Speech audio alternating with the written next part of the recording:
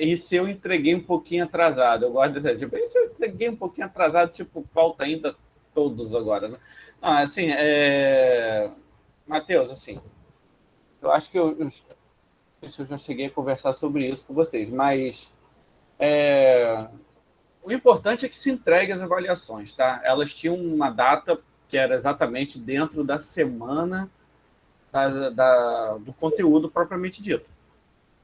Mas se a pessoa se enrolou por algum motivo, teve algum problema e não conseguiu entregar na data certinho, dentro ali da semana do conteúdo, deixa lá de qualquer forma, né? Ou entrega de qualquer forma o material, porque pode ser, e muito provavelmente vai haver um pequeno desconto da pontuação, tá? Pelo atraso, mas vai ser pouca coisa. É muito mais interessante entregar o trabalho, tá?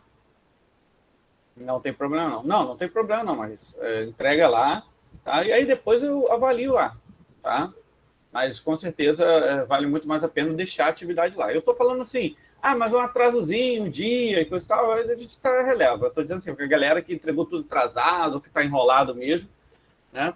De qualquer forma, deixem lá as atividades lá, tá? Que é melhor deixar do que não entregar.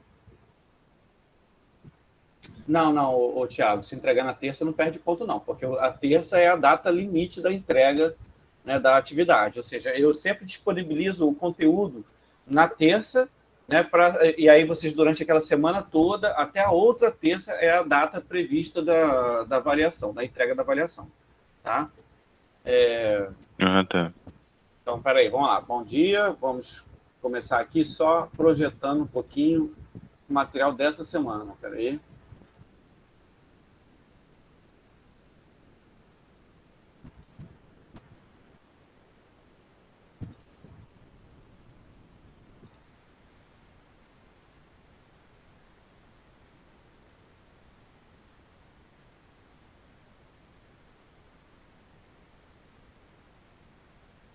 Peraí.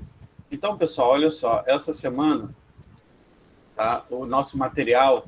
Só eu tirar aqui a tela, aparece isso. Essa semana vocês viram que eu deixei só mesmo o material de estudo da semana, né? E o nosso encontro síncrono da semana passada, tá? Então foi bem menos material, pô. Semana passada eu realmente coloquei uma videoaula, coloquei atividade síncrona, né? Tinha aí do material de estudo, então tinha um volume bom de material para vocês estudarem, né? E essa semana foi mais levezinho, tá? O que não significa que o conteúdo dessa semana é menos importante, né? Quem olha aqui o material dessa semana vê que a gente está um pouco atrasado em relação às nossas atividades síncronas, né? Por quê? Porque aqui a gente está falando sobre hidrografia e na nossa última atividade síncrona a gente ainda estava falando sobre estrutura da Terra. Tá? Hoje eu vou equacionar, creio eu, essa pequena diferença, tá? E aí alguém perguntou, eu acho que foi o Matheus, sobre tempo e clima. Tempo e clima a gente começa semana que vem, tá?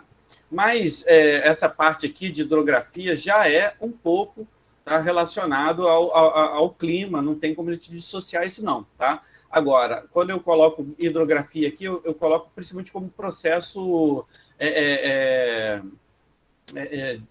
de formação do relevo, tá? Forças exógenas, a gente podia falar assim, tá? Ou seja, toda vez que o relevo é moldado, ele é moldado por duas forças. A gente vai entrar em detalhes daqui a pouco, tá? Então, eu deixei principalmente vários pequenos textos de reportagens discutindo um pouquinho sobre poluição, discutindo um pouquinho sobre, né, a questão do uso da água e principalmente dos desgastes da água como recurso, tá? Ou seja, os rios, e principalmente os rios que cortam áreas muito populosas, né, eles são extremamente mal usados. Tá? De uma forma geral, a gente usa o recurso hídrico muito mal no mundo inteiro. Isso não é uma exclusividade do Brasil, não. Tá?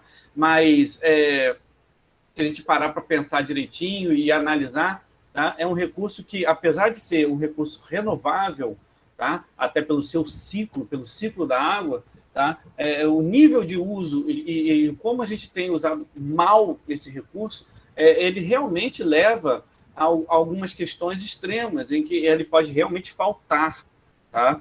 Em volume suficiente para a população. A gente está vivendo hoje, a gente está vivendo uma crise hídrica no Brasil, tá? Isso é um bom exemplo de como hoje o país ele é muito dependente desse recurso, tá? Muito dependente desse recurso para tudo, inclusive para geração de energia elétrica, tá? Mas assim, dei uma olhada lá nos materiais, dei uma olhada, não é muita coisa que eu coloquei para estudar, para trabalhar hoje. Vocês viram aqui tem alguns vídeos, mas na verdade esses vídeos aqui são partes de um mesmo documentário, e que somado esse documentário não dá 50 minutos, tá? Então, assim, e ele é legal porque ele fala um pouquinho sobre a água, sobre as características da água e de alguns tipos de uso da água como recurso natural, tá? Então, é um documentáriozinho legal, curtinho também. Vocês podem assistir na paz, que não, creio eu que não vai ser muito puxado, não, tá? Aí, vou voltar aqui. Ótimo. Aí, show. Então, galera, tranquilo? O material dessa semana é esse aí, tá? Não tenham problema de dar uma olhadinha lá, dar uma estudada. Sempre lembrando que, junto com o material de estudo dessa semana, também é muito aconselhável que vocês façam uma leitura, tá? Uma leitura do livro didático. E esse capítulo do livro didático relacionado a recursos hídricos é bem bacana, bem simples também, tá? Creio eu que vocês vão conseguir arrematar direitinho esse conteúdo na cabeça de vocês. Beleza? Show? Dúvidas? Alguma dúvida? Alguma dúvida? Eu vou estudar os fóruns também, José Felipe. Eu acho que vai ser bom pra mim. Entendeu? Pode ser. Assim, pra relembrar tudo aquilo, sabe? Porque normalmente eu tirei, assim, da matéria que você explicou, né? Então acho que vai funcionar. Não, porque os fóruns, eles também têm basicamente a apresentação do que as pessoas estão achando sobre aquele conteúdo, né? Você pode realmente dar uma olhada também, tá? No que o pessoal tá escrevendo, né? Tá? Se eu não me engano, eu coloquei no modo que você só consegue ver as respostas da galera depois que você coloca a sua, né? Se eu não me engano, tá nesse modo aí. Mas aí, de qualquer forma, você coloca lá. Que o resto fica tudo oculto. Ah, sim, então, você coloca lá e depois dá uma olhada. Acho que é válido, acho que é interessante, tá? No final do ciclo, a gente sempre eu sempre faço uma discussão sobre os fóruns, eu sempre falo um pouquinho sobre o que vocês escreveram, né? Basicamente dando uma recapitulada no geral do conteúdo ali, tá? Então, essa é a minha tipo, uma aula que a gente faz lá no finalzinho do ciclo, tá? Mas, antes de continuar aqui sobre o conteúdo de hoje, eu queria falar um pouquinho sobre a nossa segunda avaliação. Então, como eu falei para vocês, basicamente... peraí, deixa eu só interromper aqui um pouquinho. Isso. Como eu falei para vocês no início da aula de hoje, a gente tem duas notas, basicamente. A P1, que seria equivalente a 60 pontos, que é a soma dos fóruns, né? E a P2, que é o trabalho em grupo. Tá? E o que consiste esse trabalho, né? Inclusive, se alguém depois não estiver na aula ou precisar saber certinho, né, de como que vai ser a questão do trabalho, falem para eles que está aqui nessa aula, nessa atividade síncrona que vai ser disponibilizada na semana que vem. Tá? O trabalho em grupo, ele é basicamente a produção de um vídeo, tá? E a produção ou de um áudio. Na verdade, o grupo escolhe o que ele vai produzir, tá? E aí, é claro que fica muito a cargo do que o grupo tem de capacidade técnica, né? Porque, às vezes, tem alguém que tem um computador legal para renderizar um vídeo, né? Apesar de que eu vi também muita gente fazendo vídeo aqui nessa plataforma aqui mesmo, ou seja, gravando no Meet, né? E aí o pessoal ia discutindo, né? Ia projetando, também é possível. Ou seja, hoje em dia você não precisa de uma grande ferramenta de computador para você conseguir produzir um videozinho, tá? Mas aí fica a cargo de cada grupo, né? Entender o que quer ali para a produção do seu trabalho. Agora, também pode ser, se não quiser fazer um vídeo, pode também ser um pequeno áudio.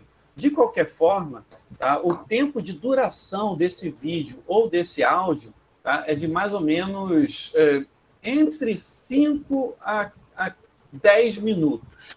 pode passar um pouquinho, tá? Ou seja, o tempo limite aí, o tempo limite de produção aí para vocês entregarem é de 15 minutos, tá? Então, 5 é com certeza o tempo mínimo, tá? Qualquer coisa abaixo disso vai comprometer na nota, na avaliação, tá?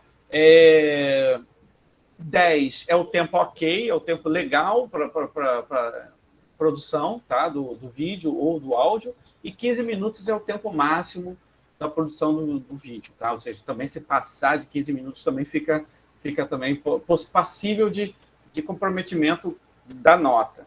Tudo bem? Acompanhando até agora, pessoal? Ok. O número de participantes do trabalho são de 5 pessoas. 5 pessoas, tá? Pode ser também de 4. Né? Não tem problema, não. 4 pessoas ou 5. Não pode ser 6 pessoas. Não, de forma alguma, não pode ser mais do que 6 pessoas. Quer dizer, mais do que 5 pessoas, tá? Inclusive, eu nem olho se mandar trabalho e olhar lá, tem 6 integrantes, eu nem olho, tá? É 0, tudo bem? Então, 4 pessoas ou 5 pessoas. O grupo não precisa ser da mesma turma. Ah, se vocês quiserem, eu tenho mais afinidade aqui na cidade, aqui que o fulano que é da turma de edificações, ou eu sou da turma de administração, vocês podem, tá, intercambiar os membros em relação, né, aos diferentes cursos. Afinal de contas, a gente está aqui num trabalho remoto, e eu acho que isso é uma possibilidade que não vai atrapalhar, desde que vocês, né, identifiquem bem, tá, os membros, né, do grupo. Aqui é fulano de administração, aqui é ciclano de automação, ciclano de edificações, né, porque tem também muitos nomes parecidos, tem muita gente com o mesmo nome nas diferentes turmas, então essa identificação é importante também. Tá? Outra coisa, vocês vão poder enviar, tá, os vídeos para o meu e-mail. Tá? O e-mail está lá naquele texto de introdução, tá, da disciplina, josé.peres@if.edu.br. Tá? Vocês também podem mandar pelo WhatsApp, dependendo, né? Tem uma galera que manda pelo WhatsApp, podem compartilhar via Drive também. Tá? Então, também essa questão de enviar o vídeo, pela minha experiência com os trabalhos que o pessoal fez nos outros ciclos, não vai ser também muito difícil, muito problemático, não. Tá? Aliás, deixa eu agendar com vocês aqui uma data legal para entrega desse trabalho. Né? A gente está hoje aqui no dia 30, tá? Então, deixa eu dar uma olhadinha aqui, peraí. A gente está no dia 30 de setembro. Estamos exatamente na nossa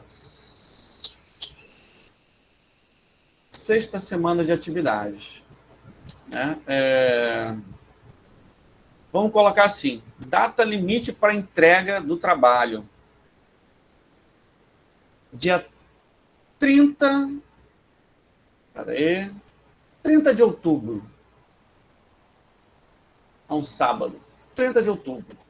Ou seja, vocês vão ter exatamente um mês para fazer o trabalho. Tá? 30 de outubro, a gente vai estar na nossa 10ª semana. A gente vai estar encerrando a nossa 10ª semana. Tá?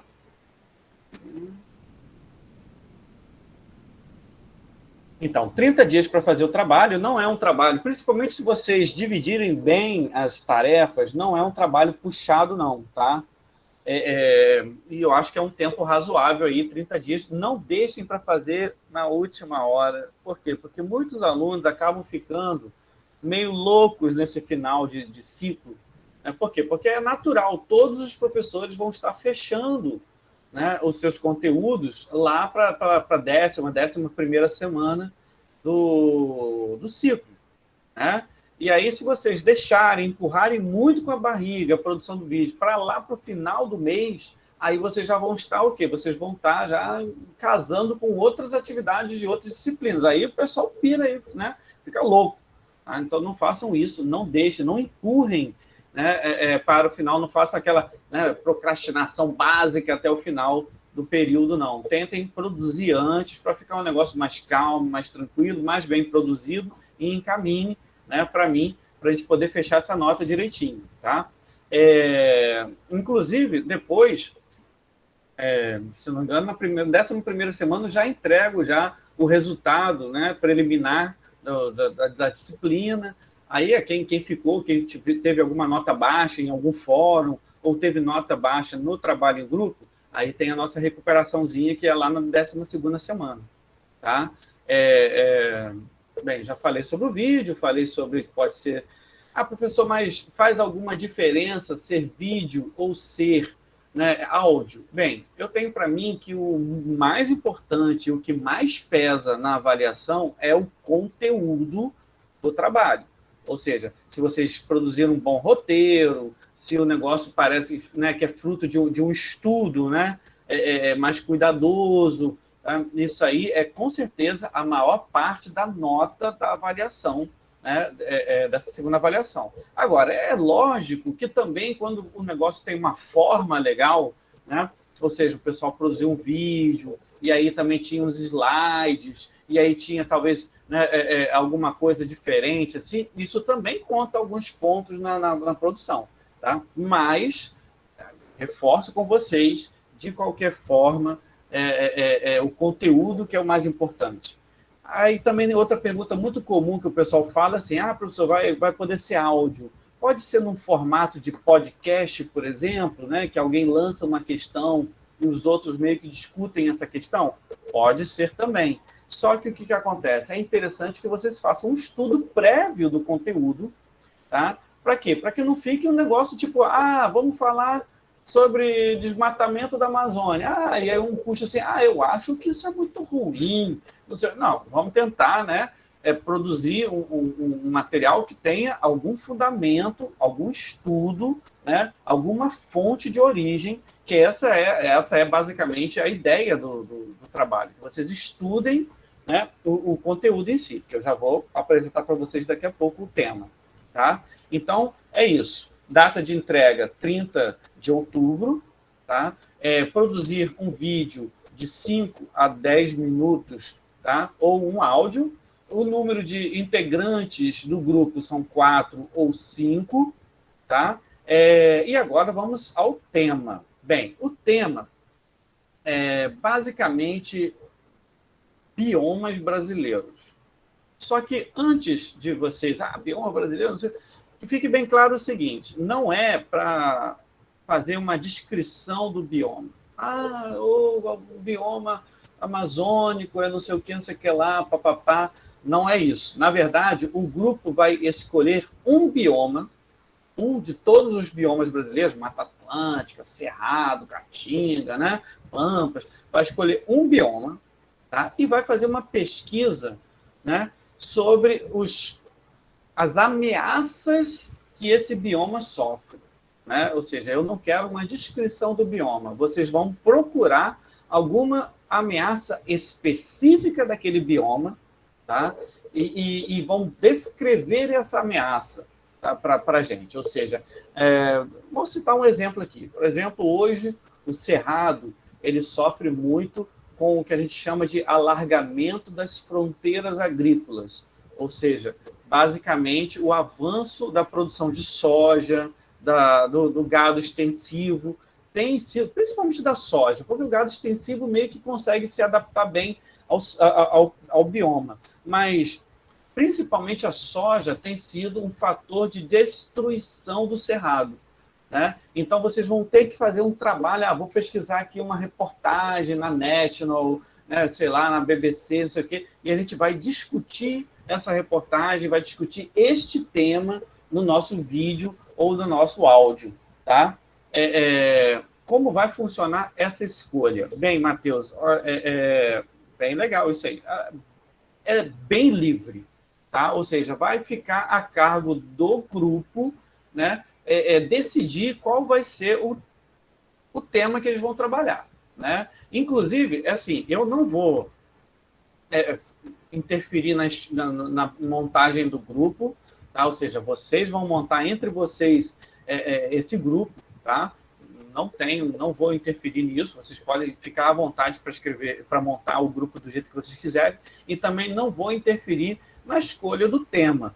Basicamente, o único fator limitante que eu estou falando aqui para vocês é que vai ser sobre biomas brasileiros, ou seja, vocês vão escolher um bioma, e também que não é um trabalho descritivo, vocês não vão descrever aquele bioma, vocês vão basicamente, né, procurar algum tipo de ameaça ao bioma.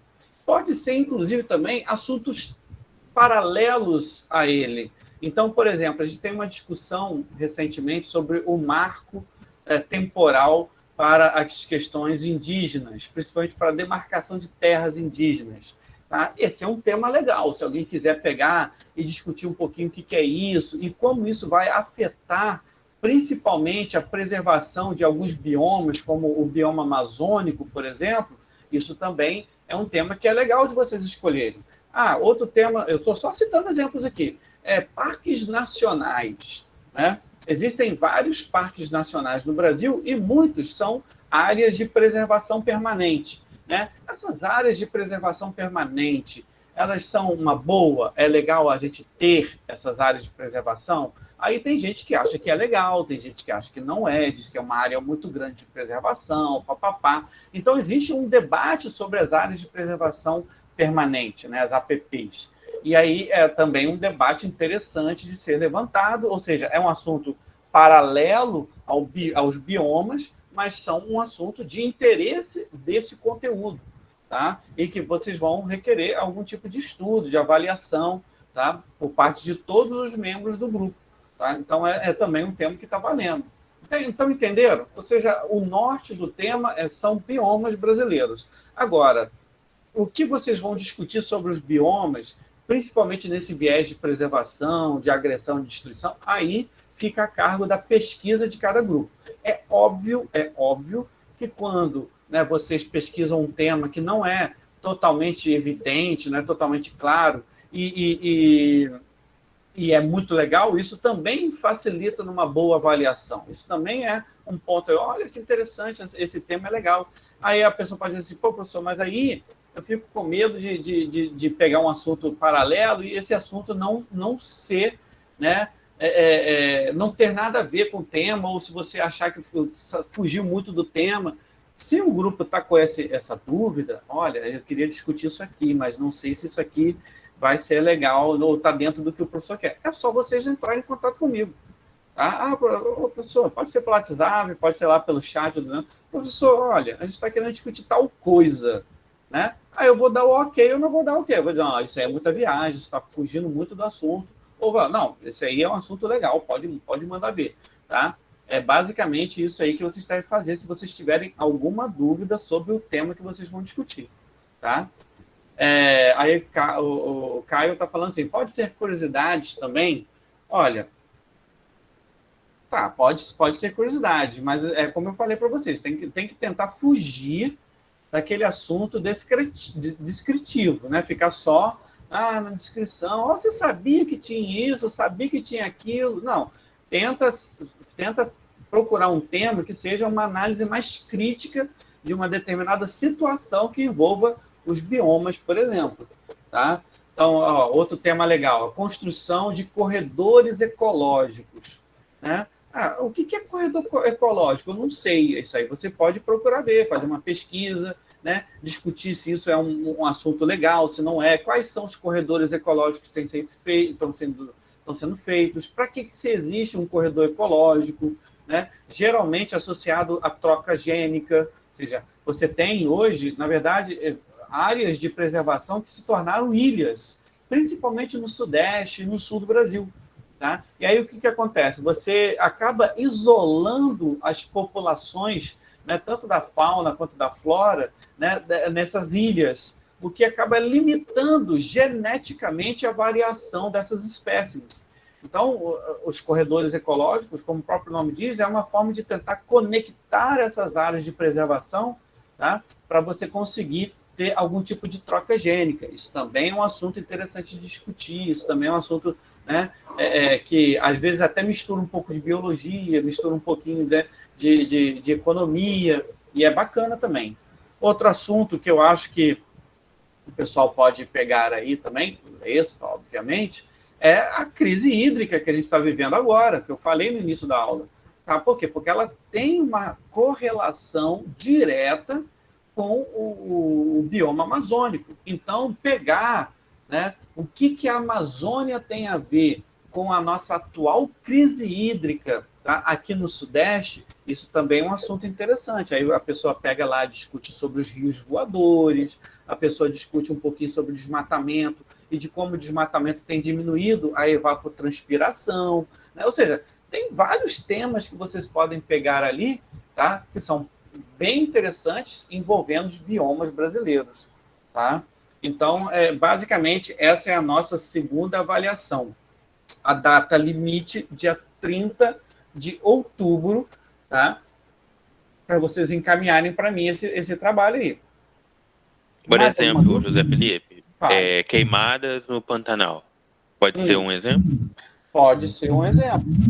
Né? Vocês podem discutir isso sim. Aí é que eu estou falando. Ah, mas eu vou só falar sobre queimadas? Não, tentem buscar reportagens, tentem, né, entender como, por exemplo, né, o avanço da soja pelo cerrado tem empurrado a tradicional produção pecuária daquela região. Ou seja, durante séculos, o centro-oeste brasileiro ele sobreviveu graças ao gado extensivo, que, de certa forma, estava relativamente bem adaptado ali àquele bioma, né, cerrado.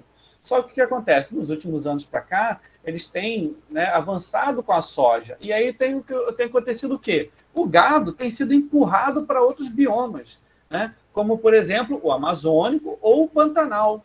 Né? E aí, então, as queimadas no Pantanal, que apesar de serem cíclicas, e aí é importante, né? Existem alguns ciclos, principalmente no cerrado de queimadas, tá? Mas no Pantanal isso é totalmente, né, esdrúxulo, né? Você está falando de uma região que é pantanosa, muito úmida, e que de uns anos para cá tem literalmente pego fogo. Tá? Por quê? Porque você tem o avanço de determinadas atividades agrícolas que estão ameaçando esse importante bioma. Mas não são só as atividades agrícolas. Vale lembrar que a crise hídrica e a diminuição significativa da umidade também tem levado a essa situação. Então, assim, é um tema bastante complexo que a partir do momento, eu quero falar queimadas do Pantanal, legal. A partir do momento que você jogar lá no Google e você começar a fazer uma pesquisa, né, assistir uns videozinhos, para olhar umas reportagens, vocês vão ver que vão aparecer vários temas que vocês vão poder concentrar os esforços de vocês. Tá? E esse é muito importante, vocês saberem fazer um recorte do tema, porque vocês vão produzir um vídeo de 5 a 10 minutos, é pouco tempo. Acreditem em mim, quando vocês começarem a produzir a parada, vocês vão perceber que 5 a 10 minutos é pouco tempo. Tá? Então, também saber fazer um recorte de um assunto que vocês consigam, né, ter início, meio e fim, né? E cabendo ali naquele tempo de vídeo ou de áudio, né, também é um desafio que o grupo tem que discutir. E eu sempre recomendo, façam o trabalho em grupo, discutam o assunto em grupo, produzam a parada em grupo. Por quê? Porque isso faz com que o trabalho fique bem mais leve para todo mundo. Tá? Aqui, por exemplo, nesse nosso atual formato de ensino, é muito difícil eu cobrar de vocês um trabalho em grupo. E aí, muitas das vezes, acaba acontecendo aquela história, né, de que 1 ou 2 alunos fazem boa parte do trabalho e o restante fica na aba da parada mesmo. Né? E aí, bota o nomezinho lá. Tentem evitar isso, tá? Porque o trabalho em grupo é exatamente isso, é você conseguir delegar assuntos, mas eu chamei o cara aqui, o cara não fez nada. Porra, tira o cara do grupo. Isso aí eu acho que não é ser sacana, entendeu? Poxa, mas o cara não quis ajudar, não quis fazer nada. Ó, procura outro grupo aí que a gente aqui está fechando o nosso assunto aqui. Tá? É natural, é normal isso aí. Tá? E eu acho que até a pessoa também não tem que ficar chateada, não. Eu não fiz nada mesmo, não boto meu nome, não. Tá? Não estou querendo causar discórdia aqui, não. Tá? Tô querendo, não. Tá? Mas, assim, eu acho que o justo é o justo. Quando a gente está em atividade presencial, eu geralmente monto trabalhos em grupos em que eu exijo a participação de todo mundo. Né? Ou seja, trabalho apresentado geralmente são 5 pessoas, 2 pessoas apresentam, né, e 3 respondem minhas perguntas. Né? E aí, então, tipo assim, é um tipo de formato de trabalho que todo mundo tem que participar de alguma forma. E a nota é sempre em grupo. A nota é sempre do grupo. Eu trabalho em grupo, então a nota não tem como ser individual. Tá? Então, mas aqui, nesse formato que a gente tem agora, não dá tempo. Né? O máximo que a gente consegue fazer é lá no final do ciclo discutir um pouquinho também sobre os vídeos que vocês mandarem. Né? Quando estiver falando principalmente sobre biomas, tem algumas aulas que a gente vai falar sobre biomas, né? Então a gente vai discutir um pouquinho sobre os vídeos que vocês produziram. Tá? Beleza, gente? A Evelyn disse que vamos fazer um programa jornalístico, é meio que assim, pode ser assim também, tá, Evelyn? Se quiser, nesse formato. Eu vou colocar a abertura do Jornal Nacional, prazer. Vou colocar a abertura do Jornal Nacional. Vai botar, né, parado Fica tirando.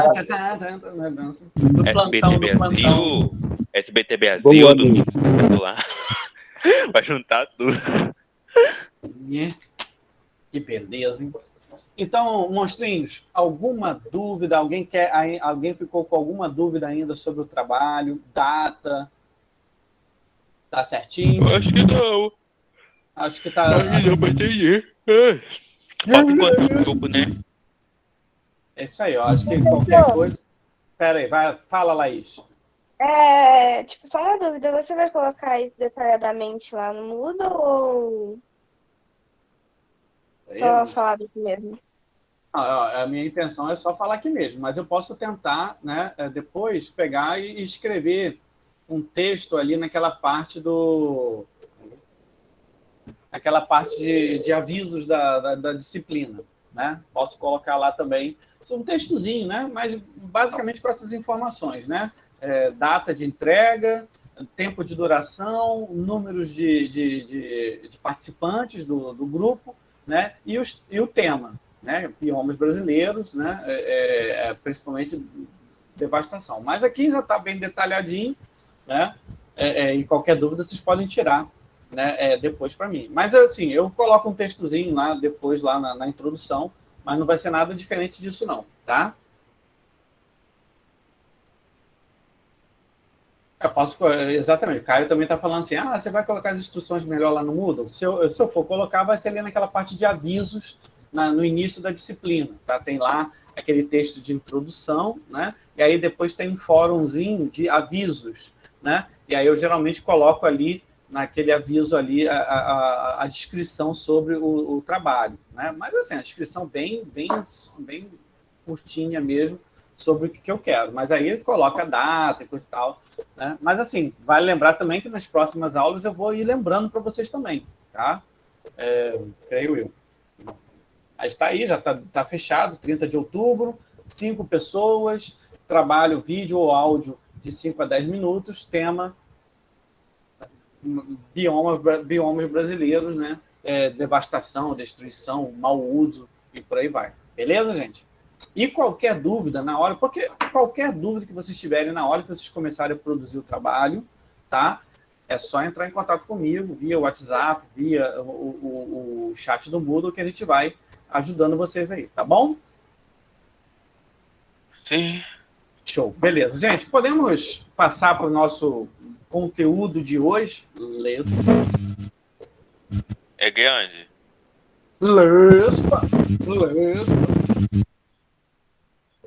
José? Não, a gente já vai hoje, vai ser curtinha a aula hoje, tá? Pode ficar tranquilo. Caramba, Não, é porque eu tenho uma prova pra eu poder fazer, entendeu? Só isso. Você tem o quê? Uma prova pra eu poder fazer de física. Pô, Aí que eu tenho alegria. Ninguém sabe nada, entendeu? Mas a gente faz a prova, vocês sabem mesmo. A gente faz, né? A gente faz. Mandaram fazer, a gente faz. Sabe por quê? Porque tem o prazo, né? Eu acho que é até amanhã, mas se eu ficar deixando, eu acho que depois eu tenho que passar, porque eu esqueço da prova, entendeu? Aí, até dia 4. Até dia 4, tá arrastando para 5 dias. Né? Aí esse aqui ô, Cauã, tá algum problema no seu áudio, não sei se é aqui ou se é aí, não sei.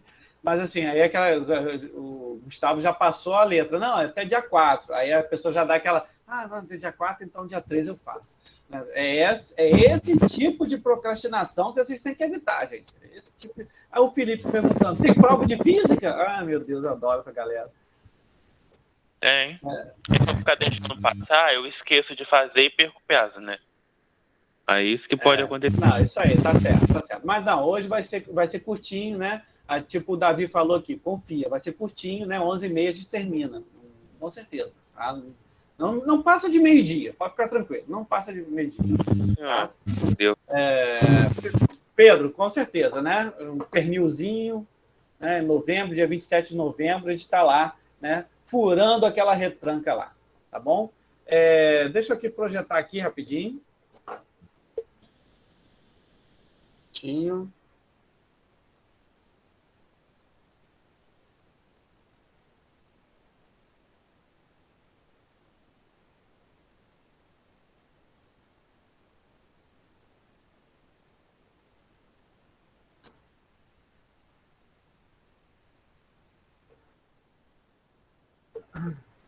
Seis zagueiros, que nada, 12 zagueiros, vai entrar com 12 jogadores para tentar fechar o gol. Futebol é isso aí também, né? Vamos lá. Um minutinho. Então, monstrinhos, olha só. Deixa eu ver aqui. Eu coloquei para vocês lá no Moodle, na semana passada, uma videoaula discutindo um pouquinho sobre esse conteúdo aqui, deriva continental e tectonismo. Tá? Eu recomendo, já falei isso semana passada, mas eu recomendo prontamente que vocês estudem, tá? Bastante aquela videoaula. Tá? Por quê? Porque esse assunto aqui é um dos assuntos que mais caem em geografia física. E também ele tem muito a ver, tá, com o que a gente tem discutido até aqui. Tá? A gente falou um pouquinho sobre a estrutura da Terra, a gente falou um pouquinho... Peraí, só um minutinho.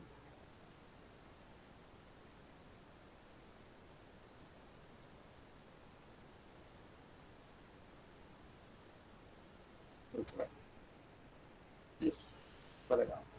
A gente discutiu um pouquinho sobre a estrutura da Terra, a gente viu que a Terra é um planeta, né, que tem basicamente uma crosta bem fina e dura, e que ele tem, né, um manto formado de magma, né, e um núcleo sólido de ferro e níquel. Tá? A gente viu também que a pressão e o calor interno, eles geram, né, uma fratura dessa crosta, e basicamente essa crosta ela acaba se segmentando em grandes placas tectônicas, tá? E essas placas tectônicas, elas movem-se com o tempo. E é interessante, porque, de certa forma, o que a gente tem, né, quando a gente olha o relevo de um lugar, quando a gente olha, né, basicamente, se a região tem montanhas, se a região é uma serra, se a região, né, é uma bacia sedimentar, basicamente, o que a gente está vendo em relação ao relevo é algo fluido, é algo transitório. Tá? Agora, esse algo transitório ele está em uma escala de tempo, tá, que leva milhões de anos para se dar, né? Ou seja, para acontecer. E aí, então, é tão lento essas modificações do relevo, que para a gente, para pessoas que vivem muito pouco tempo, tá? Elas parecem algo fixo. Eu digo assim, é como, por exemplo, em Pádua. Né? A Pádua é uma cidade bem bacana, por quê? Porque ela fica rodeada de morros todos os lados. Né? E ela fica basicamente ali no vale do... Qual é o rio? É Carangola? Qual é o rio que passa em Pádua? Rio Pomba. Rio Pomba, obrigado. O Rio Pomba, né? Carangola é lá para Natividade, beleza.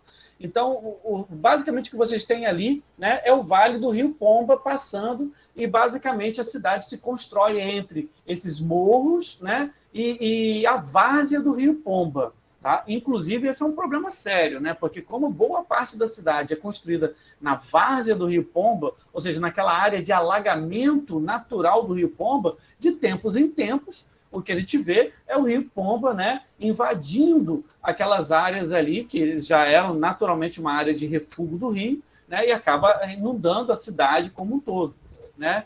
Então, quando você olha esses morros em volta de Pádua e coisa e tal, você olha o rio, Pomba e coisa e tal, parece uma coisa, né, constante, ou seja, as coisas sempre foram assim e sempre vão ser assim, né, na história do relevo daquela região.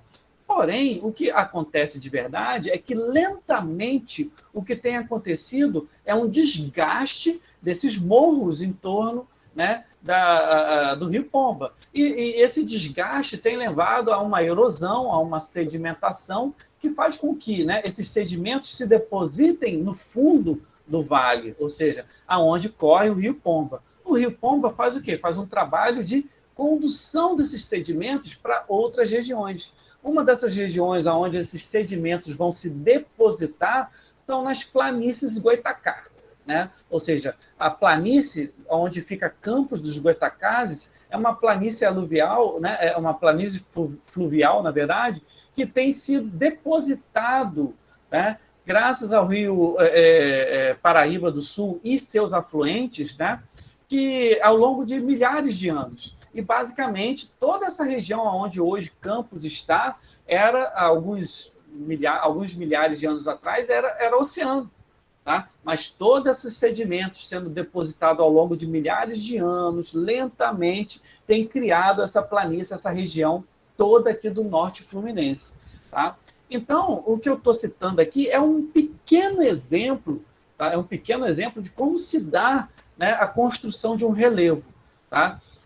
Principalmente o que atua sobre o relevo de Pádua e de Campos são um conjunto de forças que nós chamamos de forças exógenas. Né? Por quê? Se eu falo para vocês o seguinte, olha, o relevo é transitório e o relevo está em movimento, ou seja, o relevo está em movimento. Aí a pessoa pensa assim, pô, peraí, se o relevo está em movimento, lá pela física, né, que vocês gostam tanto e tem com certeza uma prova bem bacana para fazer, vocês já aprenderam que nenhum objeto ele se move a não ser que ele tenha alguma força atuando sobre ele. Né? É a questão da inércia. Né? É que martelando na minha cabeça. Então, mas a física é bem bacana, né? Então, tipo assim, nenhum objeto se move a não ser que tenha forças atuando sobre ele. Então, quando eu falo para vocês assim, olha, o relevo ele não é estático, ele está em movimento, tá? É um movimento super lento, né? Tipo a zaga do Vasco, mas, tá? Ele acontece, ele está acontecendo, ele se move. Aí a pessoa vai dizer assim, tá, mas se então o relevo se move, quais são as forças que atuam no relevo? Bem, a gente pode dizer que existem dois conjuntos, né, de forças que atuam no relevo. Essa que eu falei para vocês agora, do rio, que corre levando sedimentos, da chuva, que desgasta a rocha, do vento, do sol, né? De todos esses conjuntos de ações externas, é o que a gente chama de forças exógenas. Alguém tá aqui? Fala, então. Forças externas. Isso, externas ou exógenas. Por que eu falo exógenas? Porque é o tipo de termo que vocês vão encontrar em uma prova, no concurso, principalmente quem for fazer PISM e coisa e tal, né? Esse tipo de termo é mais comum de acontecer. Tá? Fala, Cauã. Essas forças, no caso, modificam o relevo. Sim, elas desgastam o relevo. Desgastam. Ou seja, por quê? Porque o relevo que eu estou falando para vocês, ele tem duas forças. A exógena, que é esse conjunto de forças que a gente está falando, e as endógenas, né? E aí, essas endógenas são as forças que vêm do interior da Terra, né? Vêm do interior do planeta, ou seja, as forças que atuam sobre a crosta terrestre, sobre as placas tectônicas, né? Então, vejam vocês, são dois conjuntos de forças que atuam no relevo. As endógenas, que é basicamente, né, a que vem do manto terrestre atuando sobre a crosta e que causam o que nós chamamos de sismos ou movimentos tectônicos, Tá? Então, a gente consegue sentir essas forças, LESPA, né, nos tremores de terra, aí na imagem que eu estou compartilhando para vocês, de uma erupção vulcânica. Né? Então, basicamente, os sismos eles são manifestações das forças endógenas. Tá? Essas forças endógenas normalmente criam relevo, ou seja, são forças modeladoras do relevo. Tá? Elas produzem relevo. Agora, as forças exógenas, elas são forças de desgaste do relevo. Tá? No caso do Brasil, como a gente discutiu há algumas aulas atrás, se eu não me engano, foi até na nossa última aula, no caso do Brasil, o nosso país ele fica exatamente no meio de uma placa tectônica. Né? Então, a gente não está perto de um contato de placa. Nós já estivemos, ou seja, o território brasileiro já esteve sobre um contato de placa. Tá? Então, vocês podem ver aqui na imagem, por exemplo, né, que na época em que nós tínhamos a Pangeia, em que a África era logo ali, né, essa região aqui toda era uma região de contato de placa.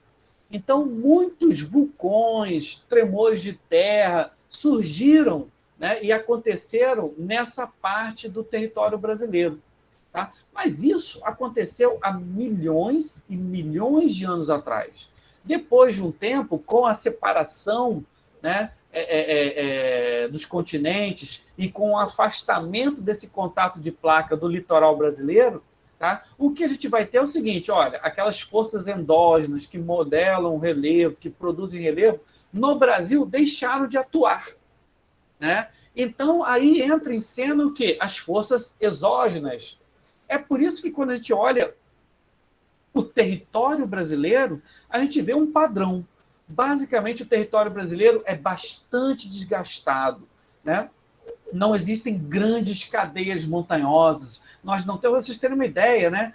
O Pico da Neblina, o Pico da Bandeira, né? Que são pontos culminantes do território brasileiro, tem 3.000 e poucos metros, né? Outros lá 2.900. Então, vejam só, é uma altitude muito baixa se comparado, por exemplo, à Cordilheira dos Andes, onde a gente consegue ter, né, montanhas com mais de 6.000 metros. Tá? Como a Concagua, por exemplo, né, tem 6.000 e lá vai bolinha. Né? Para vocês terem uma ideia, existem cidades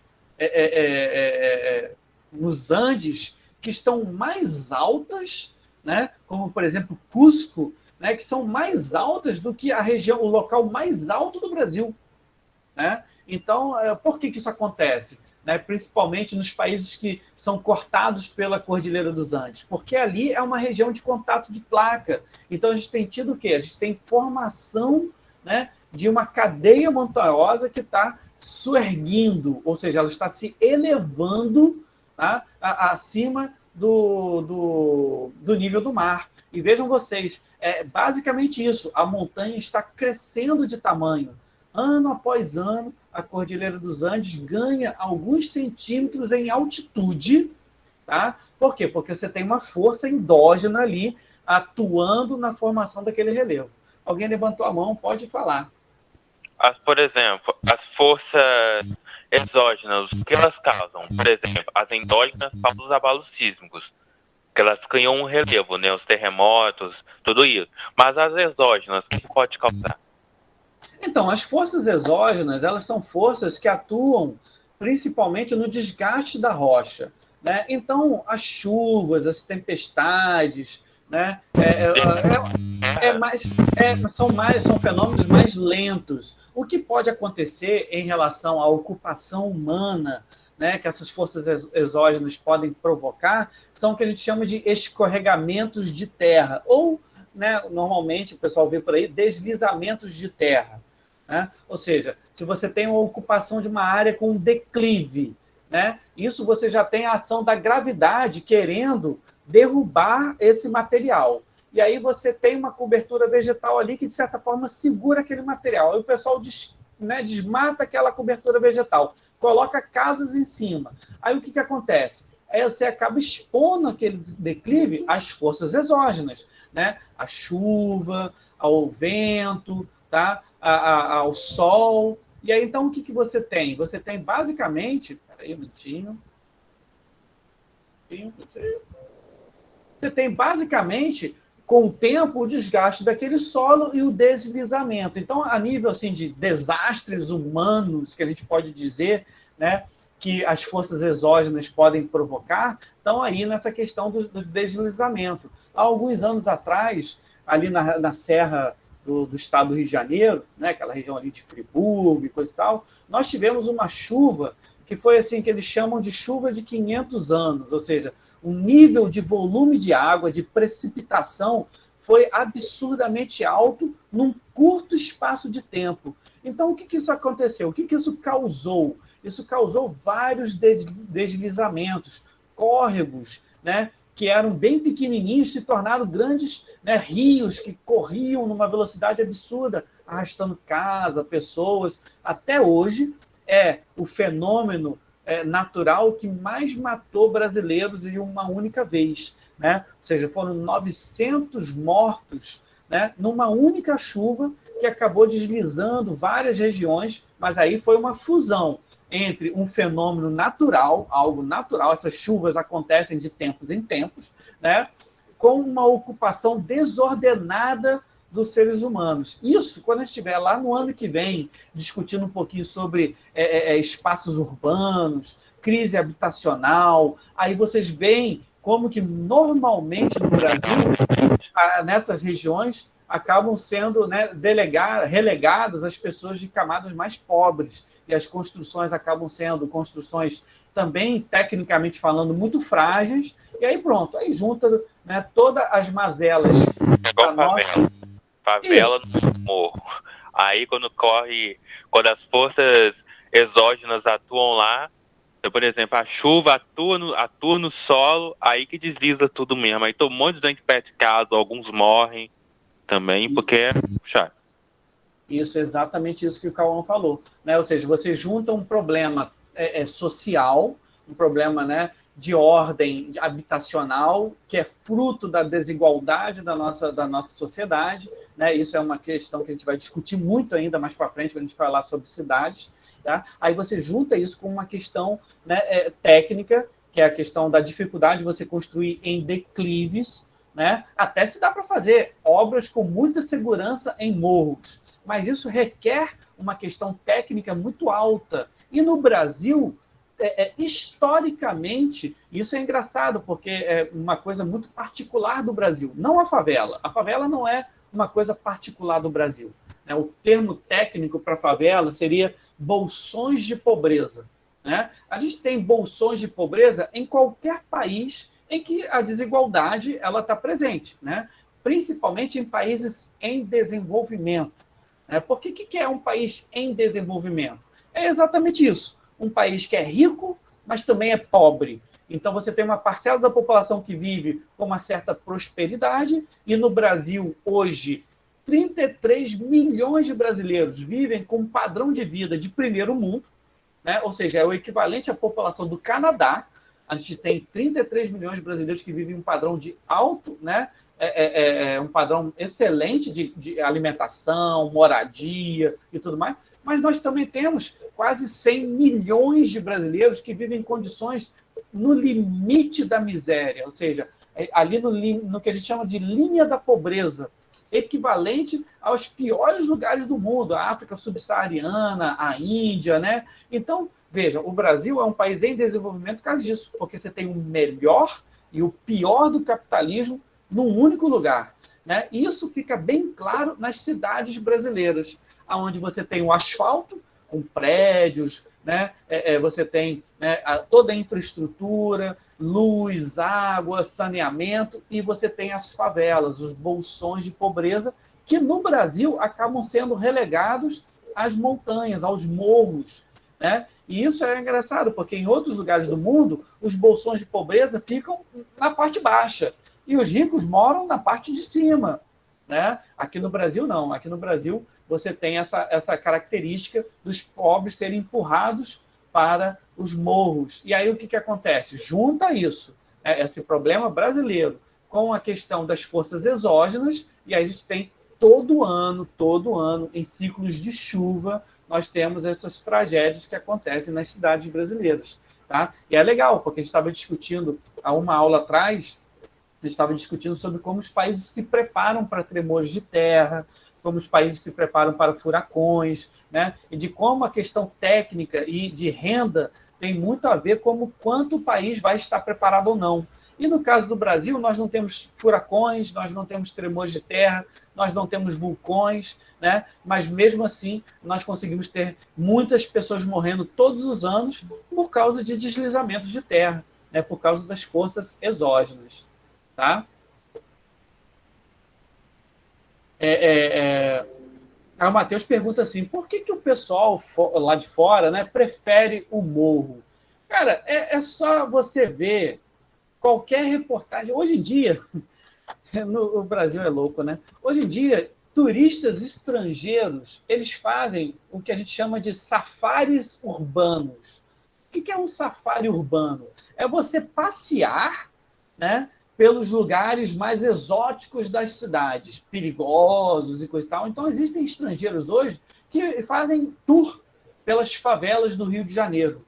E uma das coisas que assusta todo mundo, e aí vocês podem até ver isso no YouTube, tem vários videozinhos de estrangeiros que vêm no Brasil e coisa e tal, e eles filmam e fazem seus comentários, e uma das coisas que chama a atenção de todo mundo é de que a vista dos morros cariocas são as vistas de cartão postal. O Rio de Janeiro é uma cidade muito bonita, né? E quando você mora ali, por exemplo, na Rocinha da vida, você tem uma pessoa que é de baixo padrão, está morando numa favela, mas ela abre a janela do barraco dela e ela tem a vista para os lugares mais bonitos do Rio de Janeiro, né? Elas têm vista para as praias mais concorridas do Brasil, ou seja, que é o cartão postal do país lá fora, né? Então, em outros lugares do mundo, essa questão da vista é o que acaba, né, contribuindo para as pessoas escolherem os morros. Sem falar também que você precisa de uma questão técnica mais avançada para construir no morro, né? Então, de certa forma, né, as pessoas vão para o morro por causa disso, pelo custo de construir no morro, né, e pela vista que eles vão ter. Tá? No caso específico do Brasil, tá, até pela forma que as cidades brasileiras cresceram e construíram, foram sendo construídas, muitas das vezes, e isso é uma herança, né, da colonização portuguesa, as cidades elas nunca tentaram se impor ao relevo, né? Nunca tentaram se impor ao natural. Elas geralmente eram construídas onde era mais fácil naquele momento. Ou seja, perto do rio, em regiões planas, né? E com a evolução das cidades, com o tempo, essas regiões se tornaram os centros financeiros, se tornaram os centros habitacionais, né? E aos pobres era relegado o quê? As periferias, os locais mais afastados, né? E com o tempo, esses locais afastados foram os morros, né? Então, de certa forma, no Rio de Janeiro, a história do surgimento das favelas tem data, né? Ali no início do século XX, quando você vai construir a Avenida Rio Branco, quem conhece o Rio de Janeiro sabe, ali perto do Paço Imperial, perto das Barcas, né, atrás do Paço Imperial, você tem uma grande avenida, né, que corta ali o centro, que é a Avenida Rio Branco. Aquela avenida ali, quando ela foi construída lá no início do século XX, 1904, uma reforma urbanística lá do Pereira Passos, né? Para aquela avenida ser construída, nos moldes das avenidas dos bulevares europeus, eles derrubaram vários casarões que eram cortiços, que eram ocupados por pobres daquela região, que acabaram sendo expulsos daquela região e foram, né, jogados para a periferia, bem para longe. E um desses lugares, né, era o morro ali da favela, que acabou surgindo os primeiros assentamentos em regiões de morro na cidade do Rio de Janeiro. E de lá para cá, né, a gente tem tido sequencialmente isso, né? Ou seja, os pobres sendo retirados das zonas centrais e sendo empurrados cada vez mais para as periferias. Isso não acontece só no Rio de Janeiro, isso é um padrão em todas as cidades brasileiras, inclusive em Pádua.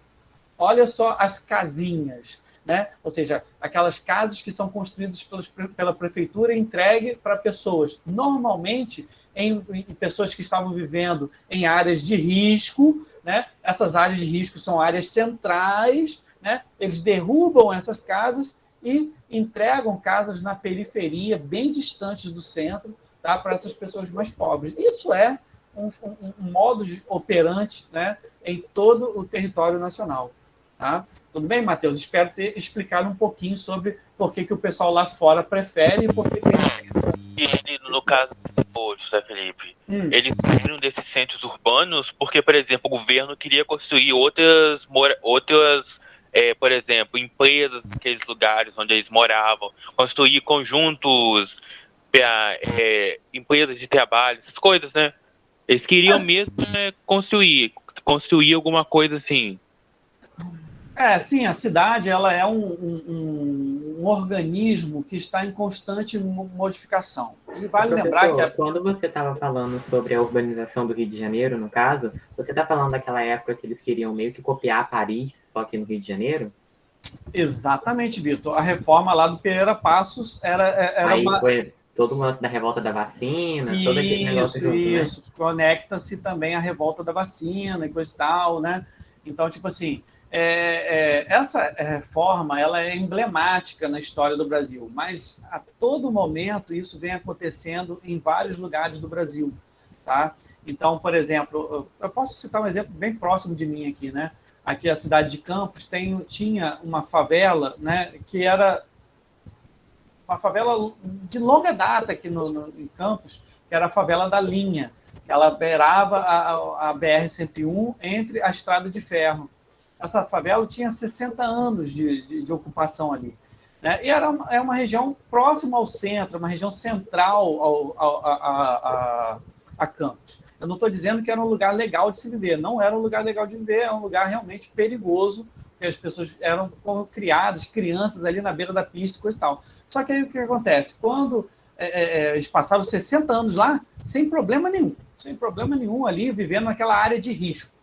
Quando, né, um investimento imobiliário foi feito, né, ali atrás daquela região e condomínios de alto padrão foram sendo construídos ali junto com o Shopping Boulevard, quem conhece Campos aqui sabe do shopping que eu estou falando, o maior shopping aqui da cidade, né? Misteriosamente, né, o governo começou a se preocupar com a saúde das pessoas que moravam ali naquela favela ali, né?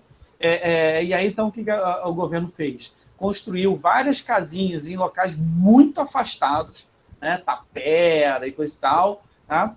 E simplesmente desalojou aquelas pessoas que moravam ali e jogaram lá naquelas casinhas longe, no matagal mesmo, no canavial mesmo, né? Então, assim, é uma questão de longa data de ocupação do território brasileiro, né? Não é só no Brasil, mas no mundo todo.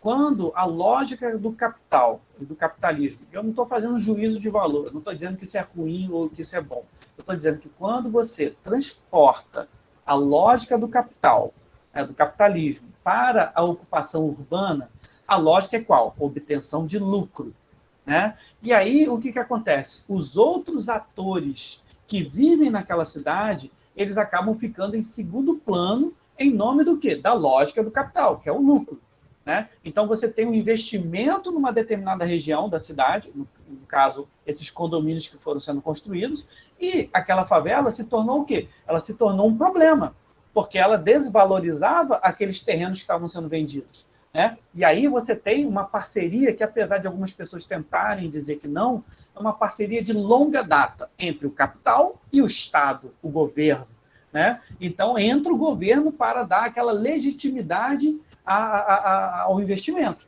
Olha, vamos tirar vocês daqui para o bem de vocês, né? Porque vocês estão morando numa área de risco, tá? E vamos colocar vocês lá longe, né? Mas a casa é legal, né? O condomínio é legal. O meu mestrado foi, né, numa dessas comunidades, né? Numa dessas casinhas, né? Lá no Tapera 2, um programa habitacional do governo Garotinho, que era o Morar Feliz, né? E, poxa, eu fiz várias entrevistas e a galera falava assim, não, pô, a casa aqui é legal mesmo. não sei o que, tem agora. Mas, porra, é longe de tudo. Não tem uma padaria, não tem nada, né? Eu tô aqui, tinha gente que falava, eu tô aqui no meio do canavial. Ou seja, parece que eles estavam querendo esconder a gente. E era exatamente isso que eles queriam, era esconder aquelas pessoas do convívio urbano, né? Então, inclusive, o meu mestrado foi uma discussão sobre isso. Tem um conceito lá, né, de um sociólogo francês, né, Lafèvre, e aí ele discutia a questão do direito à cidade, do direito de você existir na cidade, do direito de você viver na cidade, né, e de que aquelas pessoas elas estavam sendo relegadas a um local afastado da cidade, ou seja, elas não estavam mais existindo para a cidade, elas estavam sendo propositalmente escondidas. Isso acontece, gente, ano sim, ano também na história da urbanização brasileira. Isso não é só no Rio, não é só em Campos. Se vocês olharem com cuidado a cidade de vocês e o como se dá a urbanização da cidade de vocês, vocês vão ver em menor proporção, é claro, né, menor escala, mas vocês vão ver as mesmas coisas acontecendo na cidade de vocês, tá? Beleza, gente? Agora vamos seguir aqui, né, que a gente acabou saindo um pouquinho do escopo da aula de hoje, tá? Então, pessoal, voltando aqui, passando bem rápido essa parte aqui, eu coloquei lá na aula de vocês sobre tem a aula, né, gravada sobre deriva continental e tectonismo, mas é sempre bom reforçar que essas forças endógenas que modelam o relevo, elas são fruto do tectonismo, ou seja, do movimento das placas tectônicas. Mas houve um tempo em que a ciência não acreditava de que os continentes poderiam, né? O Matheus está falando, vai ter mais aulas como essa? Sim, olha só, Matheus, com certeza, quando a gente começar a falar sobre a parte de geografia humana, né, a gente vai discutir muito mais sobre cidade, vai discutir sobre população, né? Podem ficar tranquilos, a gente vai... Por demais. A gente vai ficar chateado, né? Eu gosto de dizer que o legal das aulas de humanas, elas são aquelas aulas que mostram a sociedade como é, né? E às vezes a pessoa fica chateada e coisa e tal, mas melhor ser uma pessoa deprimida, sabida, do que um ignorante feliz. Ou não? Sociedade, assim, no geral? Desculpa, pode falar de novo, eu não vi. Você é fã de sociologia, assim, na sociedade no geral? Não, sim, assim, a gente tem que entender que a geografia, ela é uma ciência social, né? Ela, ao longo na sua formação, ela é uma ciência da natureza, né? Essa parte toda que a gente está falando aqui é ciência da natureza, né? Que eu particularmente gosto muito também. Mas ela também tem um quê de ciências sociais. Na verdade, do século XIX para cá, ela se tornou muito mais uma ciência social, né? Então a gente tem que trabalhar conceitos da sociologia, conceitos da história, né, para poder a gente conseguir entender um pouquinho sobre a ocupação humana no espaço, né? Eu particularmente gosto também, tá? Eu vou dizer, eu gosto da geografia como um todo, tá? Mas eu sou suspeito em dizer, tá? A Gabriela falou, o microfone do Cauã está meio coisado mesmo, né? Eu acho que essa é a melhor definição para a questão técnica que ele está sofrendo ali. Está dando algum mau contato no seu microfone, Cauã, né? Então, pessoal, voltando aqui para o nosso conteúdo, tá? Nem sempre os cientistas acreditaram, né, nessa questão do movimento das placas. Na verdade, levou-se muito tempo até se conseguir chegar ao entendimento de que os continentes se movem, tá? E não é culpa dos cientistas. Realmente é algo fantástico você imaginar que os continentes estão lentamente se movendo. São continentes, né? E de você tentar entender a mecânica da força que é capaz de mover esses continentes, isso também foi algo, né, que na história da ciência é muito interessante. E eu recomendo que vocês olhem lá na videoaula que eu deixei para vocês, que eu conto toda essa história, né, do Alfred Wegener, né, e de como que ele conseguiu provar, na verdade, como que ele morreu tentando provar e levou muito tempo até eles realmente entenderem. Eu li isso. Leu, né? Então, ele, durante muito tempo, tentou, né, provar essa questão, porque ele não foi o primeiro a perceber as coincidências, por exemplo, do litoral brasileiro com o litoral africano, mas ele foi um dos primeiros a sistematicamente tentar, através da ciência, provar que esses continentes se moviam. E ele fez um ótimo trabalho, ou seja, foi um trabalho que ele chama de transversal. Ele pegou biologia, pegou geologia, pegou várias coisas e que indicavam que os continentes estiveram unidos em algum momento da história. Só que ele nunca conseguiu explicar como esses continentes se moviam. Ele não conseguiu entender a mecânica do movimento. Morreu tentando provar. Né? Na verdade, ele morreu em uma expedição ao Polo Norte. Né? Dizem, né, algumas vertentes da história de que ele já tinha tido problema com alcoolismo, ele tinha tido depressão. Por quê? Porque ele fez um trabalho extensivo, o trabalho da vida dele, e sempre foi muito mal recebido pela comunidade científica, exatamente porque é aquela história que eu falei para vocês. A ciência não é a verdade. A ciência ela trabalha com os modelos de realidade. E esses modelos precisam se provar. Né? Então, ele criou um modelo de realidade muito bacana, ele conseguiu encontrar vários indícios que os continentes estavam unidos, mas ele nunca conseguiu explicar como os continentes se moviam. E aí o que aconteceu? A comunidade científica recebia aquilo com muito ceticismo. Na verdade, a tecnologia que permitiu provar a teoria dele só surgiu alguns anos depois da morte dele. Né? Só com a Segunda Guerra Mundial, com a invenção do sonar para detectar submarinos, depois que acabou a Segunda Guerra Mundial, eles começaram a usar esses sonares para avaliar e pesquisar o fundo do oceano. E aí eles começaram a encontrar, né, os contatos de placas, locais onde a crosta estava surgindo. Né? E, paralelo a isso, eles encontraram locais onde a crosta estava sendo destruída, como é no caso do Adanásica. Né? Então, quando, né, os cientistas começaram a perceber essas formações, é que surgiu a teoria do tectonismo de placas. Né? A teoria que explicava a ideia de Wernicke. Aí a ciência foi lá e resgatou a ideia do Wernicke e ele acabou sendo reconhecido, mas depois que morreu. Né? Isso, infelizmente, acontece de vez em quando com a ciência. Então, o Wernicke é o cara da deriva continental.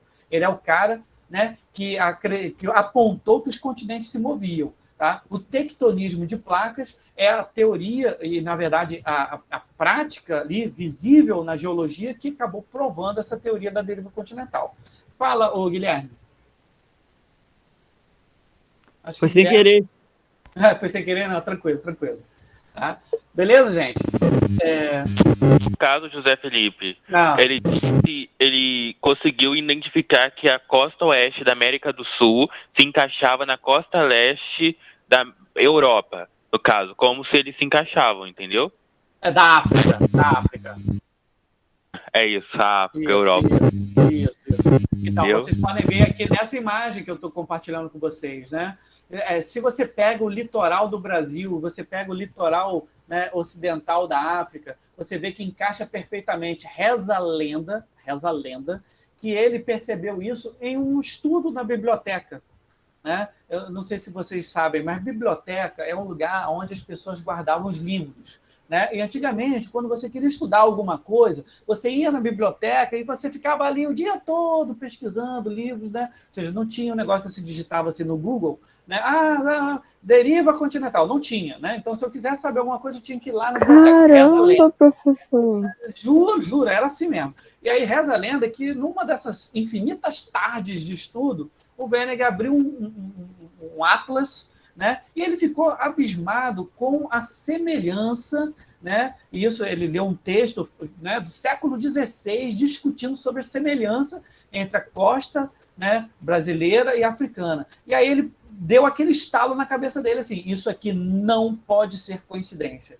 Né? E foi a partir dali, dessa tarde de estudo na biblioteca, que ele começou todo o trabalho acadêmico dele, né, de décadas, para tentar provar de que, de alguma forma, em algum momento da história, a África e a América do Sul estiveram unidos. Fala. Mas, tipo assim, ele falou, ele tentando provar, falou que talvez os continentes podiam ter flutuado na água, não foi isso? Sim, mais ou menos o que ele falou. Mas, assim, ele nunca pensou que ele correlacionou os terremotos a isso, porque meio que os terremotos faziam a terra mexer, né?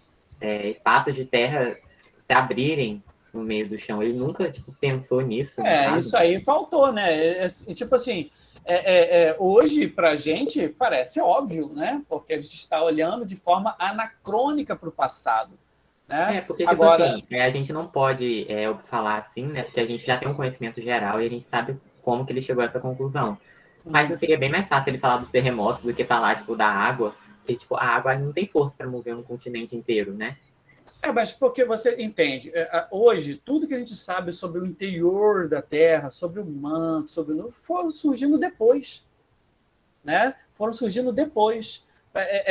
Ele não tinha essas informações que nós temos hoje, né? Então, ele não tinha como associar os tremores de terra ao movimento das placas, porque hoje a gente sabe que tanto o movimento das placas quanto os tremores de terra têm a mesma origem, que é o manto terrestre, né? As ações do manto. Mas naquela época não tinha essa possibilidade. Não se sabia que já se estava começando o estudo da geologia a dizer que, olha, realmente as montanhas, parece que elas mudam com o tempo e coisa e tal, os vulcões, mas até então não tinha se casado ainda toda essa informação, né? Como eu falei para vocês, eram peças de quebra-cabeça que estavam espalhados numa mesa e você não tinha a menor ideia de qual era a imagem que você ia montar. Imagina assim, um quebra-cabeça de 5.000 peças que você não tem a menor ideia de qual é a imagem, né? E aí agora eu quero montar. Olha a dificuldade. Você tinha as peças estavam ali, mas elas não estavam encaixadas corretamente para você conseguir ver a imagem. Então, o Wenninger, realmente, essa parte da teoria dele, de que os continentes deslizavam sobre, né, água, um oceano subterrâneo e tal, era o ponto mais fraco da teoria dele, né? Tanto que era o que fazia com que a teoria dele não conseguisse, né, ir para frente, né? Era o que os cientistas olhavam para aqui, não, isso aqui é viagem, né? Quando, né, depois o estudo geológico das formações rochosas dos leitos oceânicos, isso começou a mostrar que existia uma relação também com o interior da Terra, que o pessoal começou a casar um negócio. Olha só, esse movimento que causa tremor de terra, essa ação que causa o vulcanismo e coisa e tal, é também a força capaz de mover os continentes. Hoje, gente, isso não é mais uma teoria, porque hoje, inclusive, já se consegue medir com muita precisão o movimento dos continentes, né? Então, hoje se sabe que a África, por exemplo, está se afastando da América do Sul 2 centímetros, em média, por ano, né? Então, imagina, olha como que é lento esse movimento, né? Em 100 anos, você tem o quê? Você tem aqui, alguns centímetros, tá, de afastamento, dois passos. Tá? Então, tipo assim, é um movimento muito lento. Tá? Mas naquela época ele não conseguiu, não fugiu isso dele, né? Então, é claro que se ele tivesse vivido o suficiente para ver essas informações se conectando, ele poderia ver, eu estava certo em parte da teoria, a outra parte eu estava errado. Gente, assim, vocês têm uma ideia como que a ciência funciona? Por exemplo, a gravidade, né? A teoria da gravidade. Porque se você parar para pensar, a Terra é redonda, né? Muito louco isso, a Terra é redonda. Se você parar para pensar, peraí, professor, se a Terra é redonda, por que a galera que está embaixo não cai? Né? E a gente descobriu, e já se sabia que a Terra era redonda no século XIV, século XV, com, né, a expansão marítima. Tá? Então, até naquele momento não se tinha informação. A Terra é redonda, beleza, mas por que ninguém cai? Não sei. Só 2 séculos depois, com o desenvolvimento da teoria da gravidade, né, a gravitação universal de Newton, é que se percebeu, peraí, no espaço não tem em cima e embaixo. Né? Não existe em cima e embaixo no espaço. Né? O que tem é a gravidade, puxando tudo para o centro do planeta. Então, não existe, eu estou aqui em cima e o japonês está do lado de baixo da Terra. Não. Tanto eu quanto o japonês estamos do lado de cima. Né? Entendeu como que funciona? Como que as coisas vão se conectando? Hoje, para a gente, é fácil. A gente olha, é óbvio. Né? Mas naquela época não era tão fácil assim, não. Beleza? O pessoal aqui está revoltado que eu falei que a Terra é redonda. Né? A geóide. Muito, muito bem corrigido aqui pelo Felipe Ribeiro. Tá? Então, pessoal, aqui, ó, nessa outra imagem, vocês conseguem ver uma ilustração, né, de como o manto e principalmente as correntes de convecção formadas pelo manto, né, acabam atuando, movendo as placas tectônicas, né? E aí é uma coisa que até hoje ainda não se está bem definido, né? Se essas correntes de convecção elas ocorrem em todo o manto terrestre, tá? Ou se elas estão restritas àquela área que a gente chama de astenosfera, que é aquela que a gente falou na aula passada, que é essa zona de transição entre o manto e a crosta terrestre. Tá? Aqui tem uma outra imagem, né? É legal essa imagem, porque ela exatamente mostra os tipos de contatos de placas que nós temos. Tá? Os limites divergentes, que são esses contatos, né? As placas se distanciam. Aí é aquela história. Essa foi o primeiro tipo de contato encontrado na grande dorsal do Oceano Atlântico. Né? E aí aquela questão, então as placas tectônicas estão indo cada uma para um lado. Então abre-se um buraco no meio e tipo esse buraco é imenso? Não. O que acontece é que o manto embaixo, que também é rocha ali que é feita, ele sobe, né, se solidifica e aí forma um novo, né, assoalho, né, ele forma uma nova parte da crosta. Quando os cientistas descobriram isso, se eu não me engano, em 1949, ficou aquela dúvida, peraí, a Terra não está crescendo de tamanho. Então, se a Terra não está crescendo de tamanho, em algum lugar a crosta está sendo destruída. Né? E aí foi quando se encontrou os limites convergentes, como acontece, por exemplo, né, na América do Sul, tá? Ali onde acontece os Andes, né? Na Nazca, a placa Nazca com a placa sul-americana. Então, em alguns lugares, a crosta está sendo construída, nova crosta está sendo formada, né? Em outros lugares, a crosta está sendo destruída. Tá? E além desse limite convergente, nós temos o limite transformante. Tá? Beleza, gente? Dúvidas? O que é limite transformante mesmo? Não entendi.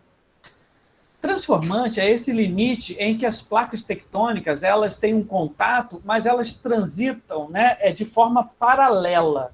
Porque a convergente é quando as placas tectônicas estão indo no sentido uma à outra, né? Ou seja, elas estão convergindo.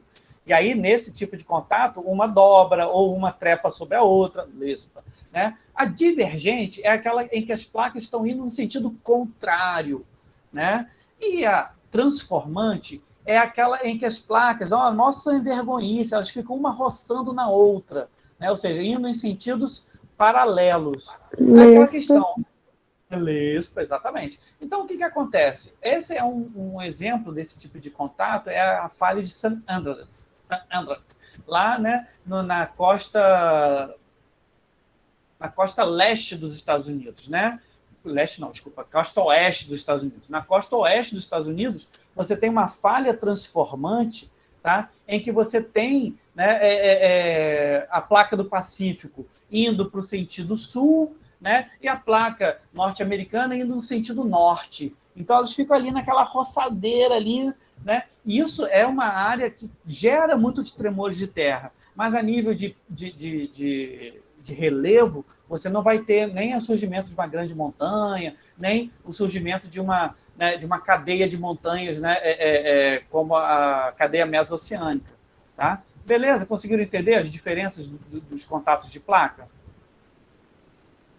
Sim. Entendi. Então, peraí, só deixa eu dar uma olhadinha aqui, galera, antes aqui nas falas dos colegas. Se a Terra plana, o pessoal está numa ampla discussão de Terra plana, compreensível, se a Terra plana, tá no limite do... Beleza. Então, gente, olha só.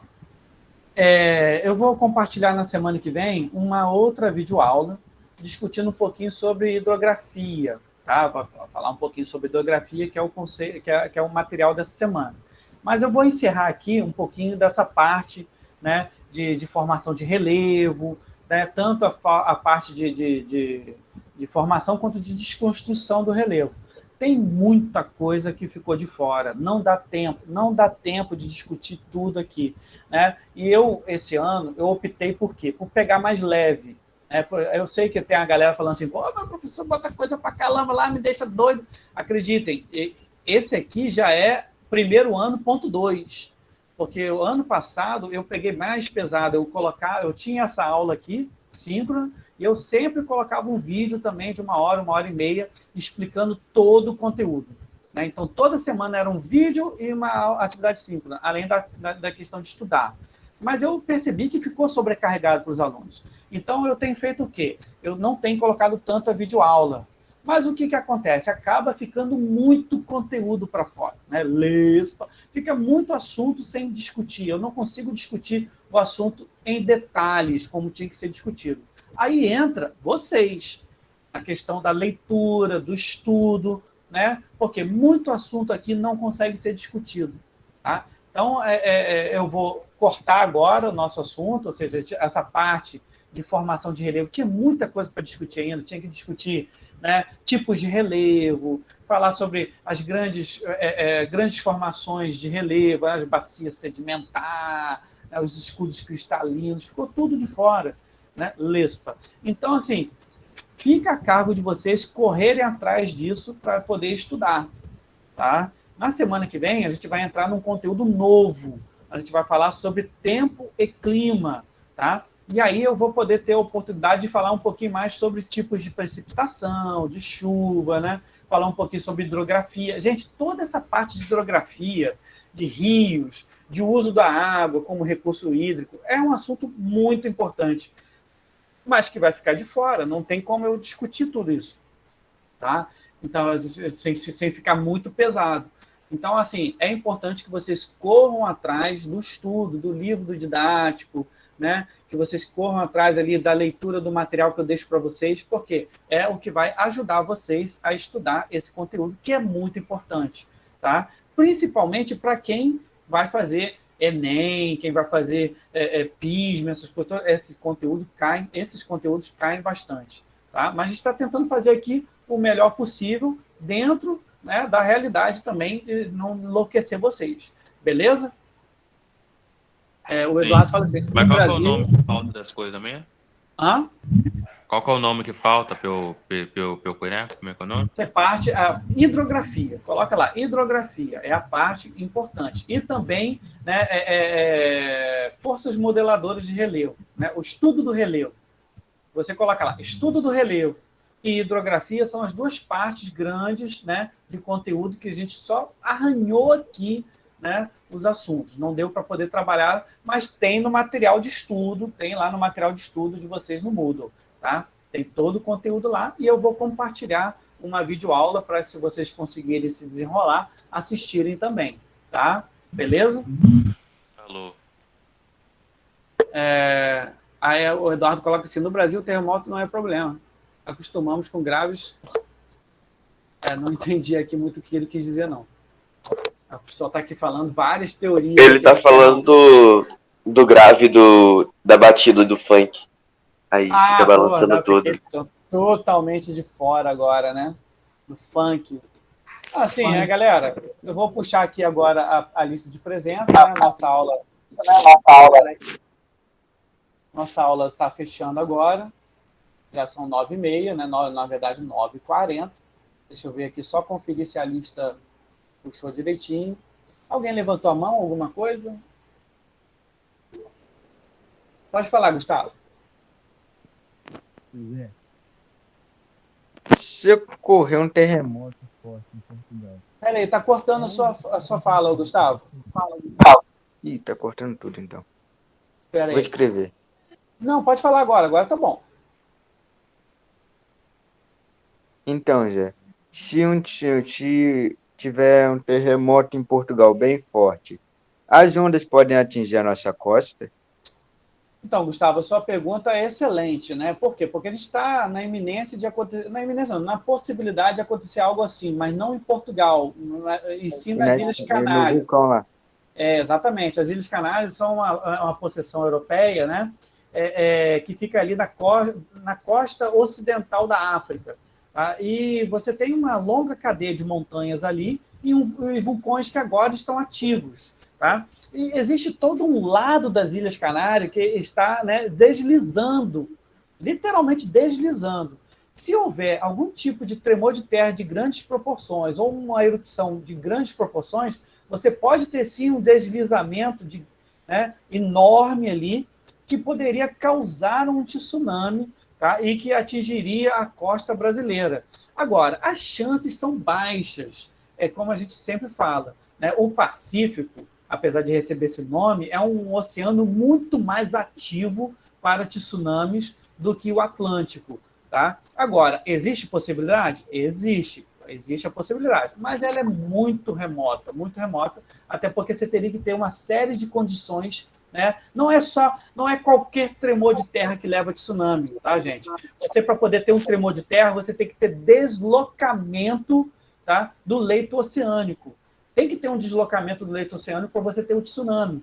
Tá? A mesma coisa que o vulcão lá, ele pode causar tsunami? Não, só em condições bem específicas, uma explosão, um vulcão enorme que cause um deslizamento de grandes proporções, e isso poderia levar, né, a um tsunami. Mas, assim, é uma condição muito, muito rara. Pois é, Zé. A pergunta foi porque eu acho que, eu não lembro, mas tem bastante tempo até, que graças a alguma coisa que aconteceu, acho que foi em Portugal mesmo que aconteceu, e teve ondas de quase 5 metros na nossa costa, entendeu? Mas não eram ondas que atingiram com muita força, só eram grandes. E não chegava a ter risco nenhum. Não, eu perdi o início da sua fala. A origem dessas ondas foi o quê? Eu não lembro bem, eu era criança quando eu vi essa reportagem, mas eu acho que foi um terremoto já. Porque você pode ter grandes ondas provocadas por ressacas, por tempestades, por ventanias. Agora, o tsunami, a origem dele é uma origem tectônica, ou seja, é uma origem que vem de um tremor de terra, de um vulcão, de um deslizamento de terra, né? Agora, e aí a energia concentrada é muito maior, né? E aí você acaba tendo a situação do tsunami, que é a água invadindo o litoral adentro, tá? Mas a gente tem exemplos de ressacas, de águas que a água acaba invadindo alguma parte do litoral, mas a energia envolvida é bem menor. E é por isso que a gente não categoriza essas grandes ondas como tsunamis. Mas sim, o Brasil, historicamente, na história, o Brasil já foi atingido por tsunamis, né? Mas foram também tsunamis muito fracos, alguns que não causaram poucas destruições, poucos danos, né? Mas, assim, como eu falei para vocês, é algo muito raro de acontecer na costa brasileira. É possível? Se você tem costa, se você tem mar, isso pode causar, você está suscetível a um tsunami. Vou atrás de alguns professores que falaram que era impossível. Eu vou atrás. Chegar na perna, eu vi um meme desse aí na internet. Já chega na voadora na porta da casa do professor. Isso é impossível. Como assim é impossível? Tá aí, ó. Né? Mas assim, é pouco 1% provável. de chance. 1% de chance é chance. Exatamente, né? 0,9% de chance. E aí você pensa, né? Tem na ciência o que a gente chama de lei de Murphy. Né? A lei de Murphy é exatamente isso. Se algo pode dar errado, ele vai dar errado. Entendeu? Então, tipo assim, existe a possibilidade de algo dar errado, vai dar errado. Pode ficar tranquilo. Né? Então, é a famosa funcionando aqui no Brasil também. Né? Já não basta os políticos, que são o maior desastre natural do nosso país, a gente agora tem que ficar lidando com o negócio de tsunami. Isso aí não, tsunami é fichinha. Aqui só uma fala, que eu não sei até onde que o pessoal está brincando, até onde o pessoal não está brincando, né? Mas, assim, cuidado com essas teorias conspiratórias em relação a governos. Gente, os governos não se acertam para nada, né? Então, se você tivesse algum mistério, alguma coisa, né, que tivesse que depender da união dos governos para se, né, esconder, acreditem, isso já teria vazado. Né? Enquanto a questão o povo é fofoqueiro, eles iam contar, gente. O povo é muito fofoqueiro. Exatamente. Enquanto a questão da Antártida, a Antártida hoje é uma área internacional. Ou seja, na prática, não tem dono. A Antártida não tem dono. A questão é a seguinte, inclusive se discute para ver quem vai ser dono da Antártida. E aí a questão é técnica mesmo. É muito difícil você ocupar a Antártida. né? Então, alguns países, se eu não me engano, 9, 10 países têm estações permanentes na Antártida. Inclusive, o Brasil é um deles. E por que o Brasil mantém estações de pesquisa na Antártida? Primeiro, por uma questão científica, né? Ou seja, o estudo climatológico na Antártida é muito importante. E segundo, uma questão geopolítica. Se um dia houver uma discussão de quem vai ser dono da Antártida, é óbvio que para a pessoa poder pleitear uma parte da Antártida, ela tem que estar lá. É uma questão de ocupação. Isso vale para a Antártida, mas vale também para o espaço, né? A Lua, Marte, são áreas hoje que existe todo um conjunto de leis que estão sendo escritas, leis internacionais, para tentar doutrinar a ocupação desses lugares, né? Porque um dia o ser humano vai ocupar esses lugares, né? E aí, como vai ser? Quais são as leis? Como que as leis vão funcionar? Vai funcionar mais ou menos como é o oceano, né? As águas internacionais, né? Então, assim, existe todo um debate que é bastante interessante nisso, mas a nossa aula já terminou. Eu quero agradecer bastante a participação de vocês hoje, né? Vou interromper aqui a nossa aula, né? A nossa gravação. Já puxei, né? Puxei já a chamada de hoje. Quero agradecer e até semana que vem, então, pessoal. Até semana que vem. Valeu, valeu.